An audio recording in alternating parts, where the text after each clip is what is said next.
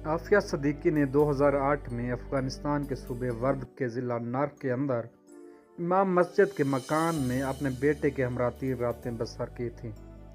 अफ़गान इमाम मस्जिद के बेटे के बकौल डॉक्टर आफिया गिरफ्तारी से कबल उनके यहाँ 3 दिन तक रही थीं। डॉक्टर आफिया अपने बेटे के हमरा एक शाम एक मुसाफिर गाड़ी में काबुल से ज़िला नर्क पहुँची और किसी के दिए हुए पते के बारे में दरियाफ्त कर रही थीं।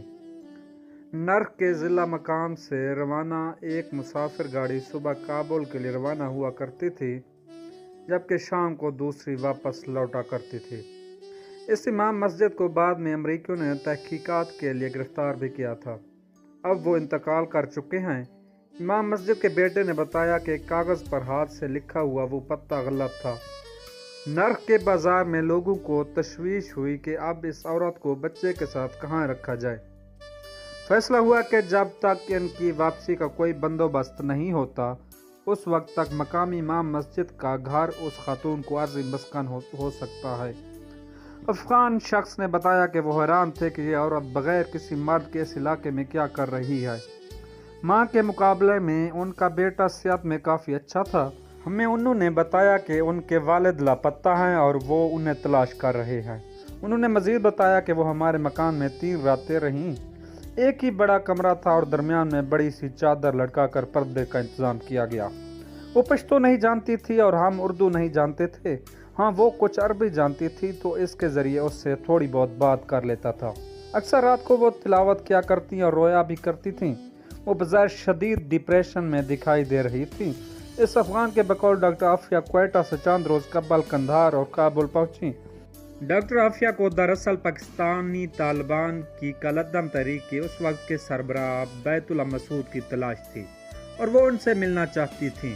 इनके पास चंद बैग थे और जाते हुए चंद दस्तावेज़ात भी पीछे छोड़ गई थी। इनके पास हमने कंधार से काबुल का बस टिकट भी देखा था। बाद में उन्हें बुरका में वापस बस पर बिठाकर गजनी रवाना कर दिया गया, जिसके अगले ही रोज़ उनकी अमरीकी फौजियों के हाथों गिरफ्तारी की खबर सामने आ गई। यह गिरफ्तारी 17 जुलाई 2008 को अफगानिस्तान में रिपोर्ट हुई थी, जबकि आफिया सदीकी पाकिस्तान में 30 मार्च 2003 को अपने 3 बच्चों समेत रावलपिंडी जाने के लिए टैक्सी में हवाई अड्डा की तरफ रवाना हुई, मगर रास्ते से गायब हो गईं। अमरीकियों का कहना था कि आफिया से जो अंग्रेज़ी और उर्दू में दस्तावेज़ात इमाम मस्जिद के घर से मिली वो बम बनाने के लिए थे। नाज़रीन, वो सिर्फ एक औरत नहीं बल्कि एक अलमिया है, और अगर आपका ज़मीर अभी जिंदा है तो इस अलमिया की सिस्कियाँ आपको भी सुनाई देंगी। आप भी गौर से इन सिस्कियों को सुनिए। डॉक्टर आफिया सदीकी आपसे पूछ रही है, ऐ मेरे प्यारे पाकिस्तान के प्यारे लोगों, आज तुम दुनिया को बड़े फ़ख्र से बता रहे हो कि अगर पाकिस्तान मदद ना करता तो अमेरिका और अफ़गान तालिबान में अमन मुआहदा कभी ना होता। लेकिन ज़रा मुझे ये तो बताओ कि इस अमन मुआहदे के तहत अमरीकी और अफ़गान हुकूमत 5000 अफ़गान तालिबान कैदियों को रिहा करेगी और तालिबान 1000 मुखालिफ कैदियों को रिहा करेंगे। क्या इस सारे मामले में पाकिस्तान के हुक्मरान अपनी कौम की एक बेटी को रिहा नहीं करवा सकते थे, जिन्होंने तालिबान के साथ हाथ मिला लिया और उनके साथ अमन मुआहदे पर भी दस्तखत कर दिए? इनके लिए डॉक्टर आफिया सदीकी अभी तक दहशतगर्द क्यों है? दोस्तों, इस कहानी के बारे में कमेंट ज़रूर कीजिएगा।